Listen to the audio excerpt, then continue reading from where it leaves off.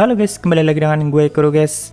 Di sini mari kita lanjutin pembahasan novel Kage no Chichirokusa ni Narita Kute sebelumnya atau part 57. Jadi yang belum nonton part sebelumnya, gue saranin kalian buat nonton dulu supaya lebih enak memahami alur ceritanya. Oke, langsung aja kita masuk ke konten. Masih melanjutkan chapter yang menceritakan situasi dan kondisi Akane saat ini, di mana sebelumnya Akane lagi-lagi harus mengalami penculikan dan bahkan yang menculiknya kali ini bisa sangat berbahaya, yaitu Eta. Karena Eta bakalan menjadikan Akane sebagai bahan eksperimen dan berniat mendapatkan semua pengetahuan yang dia inginkan. Saat itu Akane yang baru saja terbangun di sebuah ruangan bawah tanah yang remang-remang tentunya langsung bertanya di mana aku. Bahkan semua tubuhnya sudah diikat menggunakan selam yang sangat kuat, sedangkan di sekelilingnya ada banyak peralatan eksperimen dan beberapa rongsokan yang tidak Akane ketahui. Ya tentunya Akane terus berusaha untuk bisa melepaskan diri walaupun percuma, karena selam yang menahan tubuhnya memang sangat kuat. Sampai akhirnya tak lama kemudian Eta pun muncul dari banyak tumbukan di rongsokan itu. Dia bilang kalau ternyata kau kebal juga terhadap obat yang kuberikan. Mungkin aku harusnya memberikanmu obat dengan dosis yang lebih tinggi. Sedangkan Akane sendiri yang tahu kalau wanita itu bernama Eta bertanya padanya apa yang akan kau lakukan padaku. Cuma ya tentu di sini mereka belum bisa memahami satu sama lain karena menggunakan bahasa yang berbeda. Walaupun Akane bisa merasakan kalau wanita ini cukup mengerikan. Soalnya tatapan Eta itu seperti sedang melihat kelinci percobaan dan hanya menganggap Akane sebagai bahan eksperimen. Jadi di saat Akane terus bertanya dan berusaha untuk melepaskan diri, Eta terus bergumam sendiri dan mulai meneliti tubuh Akane. Dari mulai pernapasan, denyut nadi, dan sebagainya yang semuanya masih normal. Yang berarti tidak ada perubahan dalam rencana Eta, karena mau Akane pingsan ataupun sadar itu tidak akan jadi masalah. Namun bagi Eta suara Akane yang terusan berisik itu bisa menjadi gangguan dan bisa mengalihkan perhatian. Jadi Eta berniat membedahnya untuk mencabut atau menghilangkan pita suara itu. Karena untuk sekalian Eta pelajari dan sekalian untuk memeriksa bahasa dari dunia lain. Tak lama setelah itu, Eta bahkan sudah bisa menggunakan bahasa Jepang dengan sangat lancar. Cuma sepertinya Eta belum sampai mencabut atau menghilangkan pita suara milik Akane. Karena begitu Akane sangat kaget dan bertanya, Eta hanya mengatakan kalau semua bahasa yang digunakan makhluk berakal itu punya aturan yang sama. Walaupun tetap aja Akane sangat kagum dengan penguasaan bahasa yang dimiliki Eta. Karena bahkan dia jauh lebih lancar dari Beta. Nah, karena di sini mereka sudah menggunakan bahasa yang sama, Eta pun mulai menjawab banyak pertanyaan Akane, sambil terus melanjutkan penelitian yang bakal dilakukan pada tubuh Akane. Jadi pertama Eta itu berniat melakukan komunikasi yang lebih banyak dengan Akane untuk bisa memahami alur pemikirannya. Lalu setelah itu lanjut meneliti tubuh dan kekuatan sihirnya. Dan barulah setelah itu Eta bakal mengekstrak semua pengetahuan yang dimiliki Akane yaitu lewat otaknya. Karena semua pengetahuan mengenai dunia lain tentunya sangat berharga bagi Eta. Soalnya jika hanya mengandalkan percakapan, maka akan ada banyak kebohongan dan Eta tidak bisa mendapatkan semuanya. Nah, sambil terus menjawab pertanyaan Akane, di sini Eta mulai mengeluarkan benda atau peralatan aneh dengan banyak pipa dan kabel yang melilitnya. Dia menyebutnya sebagai brand Kokokun nomor 23 dan sebuah mahakarya yang bisa mengekstrak setiap pengetahuan. Cuma di belakangnya Eta menambahkan seharusnya sih begitu. Ya tentu Akane yang mendengar itu merasa ngeri sendiri, karena Eta sendiri aja nggak yakin 100% kalau alat itu bakalan berhasil. Cuma dia menjelaskan kalau hal itu mengacu pada makalah milik Profesor Seri Barnett yang saat ini ada di kota Akademi Laugus.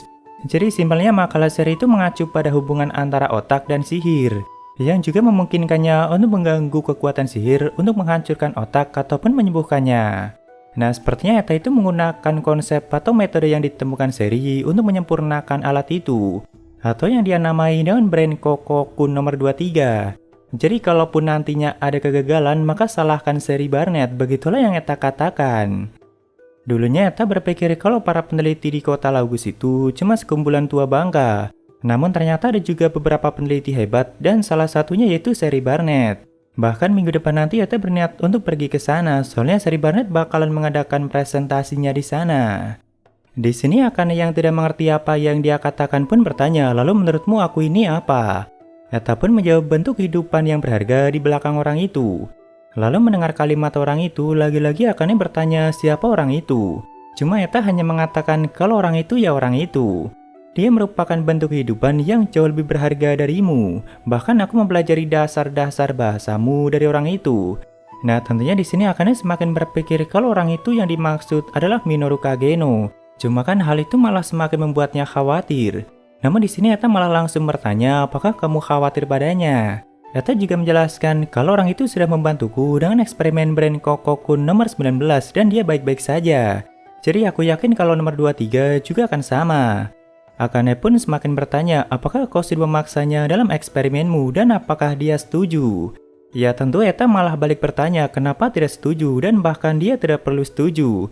Karena dia itu sangat kuat dan dia akan baik-baik saja. Bahkan aku menguji racun pembunuh naga padanya, lalu membedah otaknya dan mengekstrak kekuatan sihirnya, hanya itu saja.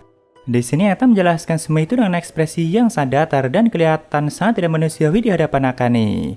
Jadi Akane yang mendengarnya hanya bisa menahan amarahnya sendiri. Namun karena Akane terus saja bertanya siapa orang itu dan siapa dia sebenarnya, Eta pun yang tidak mungkin untuk menjelaskannya akhirnya menunjukkan sebuah lembar kertas yang berisi tulisan tangan Cheat. Ya mungkin ini adalah pesan yang sempat Cheat berikan pada Beta pada saat di arc-nya John Smith. Walaupun tidak banyak yang ditulis, namun Akane bisa mengenali kalau itu merupakan tulisan tangan Minoru Kageno. Air mata Akane pun mulai mengalir dan semua keraguannya selama ini langsung bergabung menjadi satu. Karena Akane menyimpulkan kalau Minoru itu sengaja diculik oleh Eta, lalu dijadikan bahan eksperimen untuk sekalian diambil semua pengetahuannya tentang dunia lain. Bahkan mungkin kematiannya sendiri telah disamarkan menggunakan teknologi canggih dari organisasi ini. Dalam pemikiran Akane, Minoru itu sudah mengalami nasib yang benar-benar tragis. Karena dia seperti dirampas dari tempat tinggalnya, lalu terputus dari keluarga dan teman-temannya dan harus mengalami kehidupan yang sangat kejam di dunia lain. Makanya di sini Akane sampai menangis dan juga sangat marah pada mereka. Walaupun begitu Akane bertanya di mana dia sekarang, Eta menjawab kalau dia baik-baik saja untuk sekarang. Karena kedepannya Eta berniat melakukan eksperimen lagi padanya dan juga berniat melakukan pembedahan. Ya sebenarnya itu hal yang biasa saja dan tidak akan sampai melukai Cheat. Cuma kan bagi Akane yang tidak paham, hal itu terdengar sangat kejam dan membuatnya semakin khawatir. Nah di sini karena Akane terusan marah-marah mulu, Eta pun mulai memasangkan alat yang bakal dia gunakan untuk mencabut pita suara Akane. Tentu Akane tidak mampu untuk melakukan apapun dan hanya bisa pasrah tubuhnya dipasangkan alat aneh seperti itu. Namun tentunya begitu Eta mulai menghitung untuk menyalakan alat itu, tiba-tiba ada palu yang memukul kepala Eta dari belakang dan bahkan sampai mengeluarkan bunyi tuang yang cukup keras. Ya saat itu Alpha sendiri yang langsung datang untuk menghentikan Eta dan bahkan Alpha bilang kali ini aku tidak akan memaafkanmu. Tentunya Eta yang baru saja dipukul sekeras itu masih terus kesakitan sambil memegangi kepalanya. Cuma sepertinya Eta itu masih belum mau menyerah, sekalipun Alpha sama yang datang langsung untuk menghentikannya. Dia pun mulai mengaktifkan alat penghalang gangguan sihirnya lagi yang sebelumnya dia gunakan pada Beta dan para Numbers. Namun ternyata alat itu sama sekali tidak berpengaruh pada Alpha karena Alpha sudah menyiapkan counternya, yaitu menggunakan kostum slime yang sudah dicampur dengan bahan aluminium coil. Ya sebenarnya pengetahuan itu ada di antara kebijaksanaan bayangan yang mereka catat. Cuma kan Eta tidak menyangka kalau Alpha bakalan menggunakannya untuk mengonter senjata Eta sendiri. Jadi ya akhirnya di sini Alpha memukul kepala Eta menggunakan palu slime-nya lagi dan sampai membuatnya pingsan. Setelah itu Alpha menyuruh anggota lain untuk membawa Eta pergi dan tentu dia bakalan mendapatkan hukumannya. Bahkan Alpha bakalan memotong banyak anggaran penelitian untuk membuatnya jerah. Ya sebenarnya pertarungan atau pertengkaran Eta dengan anggota lain itu nggak terlalu serius banget guys. Karena walaupun dia sangat bandel dan gak mau menyerah, namun Eta itu tahu batasan dan tidak sampai melukai anggota lainnya dan tentunya dia sangat menghormati Alpha seperti anggota utama lainnya.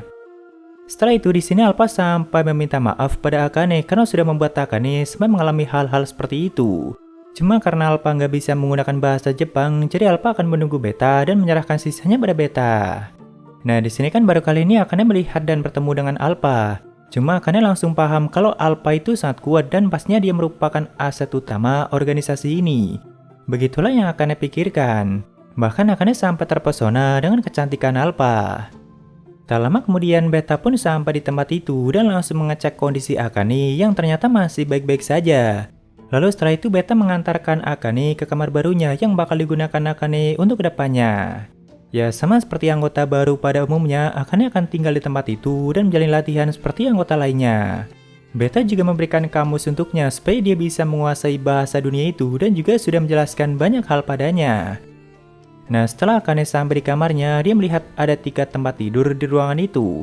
Dan di salah satunya ada gadis berambut putih yang sebelumnya menjadi lawan Akane yaitu nomor 711. Oh ya, sorry gue koreksi dikit mengenai penjelasan gue untuk nomor 711 guys. Ternyata dia sama sekali nggak disebutkan berasal dari ras elf dan malahan kemungkinan dia merupakan ras manusia. Bahkan sepertinya nomor 711 ini adalah Milia yang sebelumnya sempat Shadow selamatkan. Karena kan dia baru setengah bulan di tempat itu dan kemungkinan terakhir kali Shadow membantai anggota Nextworld sudah setengah bulan. Lalu rambut nomor 711 juga berwarna putih seperti halnya Milia dan umur mereka juga kelihatannya sama. Saat itu begitu melihat Akane, dia langsung kelihatan tidak senang dan tidak menyangka kalau anggota baru yang bakal satu kamar dengannya ternyata malah Akane. Ya saat itu dia mengatakan banyak hal yang tidak dimengerti oleh Akane. Cuma Akane tahu kalau itu semua bukan perkataan yang ramah dan bahkan setelah itu dia langsung keluar dari ruangan itu. Ya, ada begitu banyak masalah yang baru saja Akane lalui dan bahkan ke depannya dia masih harus berjuang keras untuk bisa bertahan. Dari mulai bahasa yang belum bisa dia pahami, lalu organisasi yang penuh dengan orang-orang kuat, teman sekamar yang tidak bersahabat, dan bahkan tidak ada sekutu yang bisa dia andalkan. Cuma satu hal yang Akane yakini kalau Minoru itu masih hidup dan Akane bertekad untuk menyelamatkannya. Lalu mari kita masuk ke blog di volume 6-nya ini guys, yaitu yang berjudul Aroma Hari Itu. Tepatnya di salah satu markas yang ada di sebelah pinggiran jalanan kota kerajaan, saat itu Alpha yang lagi sibuk menatap banyak dokumen, tiba-tiba mulai berjalan ke samping jendela untuk melihat suasana jalanan kota dan juga pohon besar di samping tempat itu. Soalnya aroma kayu dan pemandangan dedaunan yang gugur sangat mengingatkannya pada masa-masa itu. Dia merasa sangat nostalgia dengan suasana dan aroma seperti itu. Jadi tepatnya pada saat Sarugar dan hanya ada Alpha dan Chit. Alpha itu dulunya tinggal di sebuah rumah kecil yang terbuat dari kayu dan tentu dia sendiri yang membuatnya. Walaupun tentu semuanya Chit yang mengajarinya dan juga sambil membantunya membuat rumah itu. Soalnya kan waktu itu mereka masih belum punya markas dan Chit sendiri masih tinggal di rumah keluarganya. Jadi Alpha sengaja dia tempatkan di hutan yang tidak jauh dari rumah keluarga Chit. Nah kalau siang kan Alpha hanya tinggal sendiri dan Chit hanya datang di malam harinya. Jadi Alpha selalu menunggu datangnya malam sambil menikmati suasana di hutan itu. Lalu seiring berjalannya waktu, Chit pun mulai mengajarinya banyak hal dan memberinya banyak pengetahuan yang tidak mungkin Alpha dapatkan dari orang lain. Dari mulai melatih sihir, berburu, dan banyak penemuan lain yang Chit ajarkan badannya. Seperti misalnya konsep tenaga uap yang mampu menggerakkan banyak benda dan juga bisa digunakan untuk menggerakkan mesin dan sebagainya. Ya tentu awalnya Alpha tidak langsung memahaminya dan bahkan awalnya bagi Alpha hal itu sangat tidak masuk akal. Cuma kan di saat Alpha meminta Chit untuk menjelaskannya secara detail, Chit hanya menjelaskan dasar-dasarnya saja. Namun hal itu malah membuat Alpha jadi semakin berpikir keras dan semakin maksimal dalam menggunakan otaknya. Karena Alpha juga berpikir kalau Chit sengaja tidak menjelaskan semuanya supaya Alpha mau berpikir dan mengembangkannya sendiri. Ya jadi sebenarnya secara tidak langsung hal itu malah membuat Alpha semakin cerdas. Padahal ya sebenarnya Chit memang tidak bisa menjelaskan semuanya dan hanya tahu sejauh itu. Tentu tidak hanya terbatas pada konsep uap saja, melainkan banyak pengetahuan lain yang Chit berikan. Nah biasanya Chit itu selalu bercerita sampai menjelang pagi dan sambil menikmati sup atau buruan yang berhasil mereka dapatkan. Tapi walaupun sangat sederhana dan hanya berdua, namun Alpha sangat menikmati hari-hari waktu itu. Apalagi setelah hadirnya Beta dan 7 anggota lainnya yang semakin menghidupkan suasana di rumah kecil itu. Seringkali Alpha itu sampai terpana dan cukup lama memandangi muka Chit saat Chit sedang menceritakan banyak hal. Lalu seiring berjalannya waktu, Beta pun mulai bergabung dengan mereka dan waktu itu Beta masih menjadi gadis yang sangat cengeng. Memang Alpha dan Beta itu dulunya tinggal di wilayah yang sama. Cuma sebenarnya dulunya mereka itu nggak saling kenal dan hanya saling tahu satu sama lain. Lalu setelah itu giliran Gamma dan Delta yang juga ikut bergabung dengan mereka. Alpha pun mengajak yang lainnya untuk memperluas rumah itu dan sekaligus membuatnya lebih nyaman. Nah dari dulu Delta itu udah sering banget menjahili Gamma. Karena kan bagi Delta hierarki itu memang yang paling utama dalam kelompok. Makanya karena Delta merasa lebih kuat dari Gamma dan Beta, jadi Delta harus menjadi yang nomor 2 setelah Alpha. Sedangkan Gamma selalu membantahnya dengan mengatakan kalau aku lebih tua dan lebih dulu darimu. Karena bagi Gamma kekuatan itu bukan hanya terbatas pada otot dan kemampuan bertarung, melainkan juga kecerdasan dan cara mereka berpikir. Nah biasanya Delta kalau kalah debat seringkali dia akan langsung mendorong Gamma dan sampai menindihnya. Karena dengan cara itu Delta sedang ngasih paham kalau dirinya di atas Gamma. Walaupun ya itu menjadi pemandangan biasa dan semakin menambah suasana hangat di rumah itu. Namun kalau sudah terlalu lama maka sudah pasti Alpha akan menyuruh mereka untuk berhenti. Di waktu inilah Cid memberikan mereka pengetahuan mengenai konsep bisnis dan ekonomi supaya bisa mengontrol perekonomian di dunia itu, seperti perbankan, kredit, dan sebagainya. Tentunya hal itu membuat Alpha, Beta, dan Gamma sampai merinding dan langsung berpikir keras. Bahkan dari situlah Gamma akhirnya menemukan jalannya sendiri supaya bisa berguna untuk tuannya. Dia mulai menjadi sangat rakus akan pengetahuan dan sangat mengurangi jam tidurnya.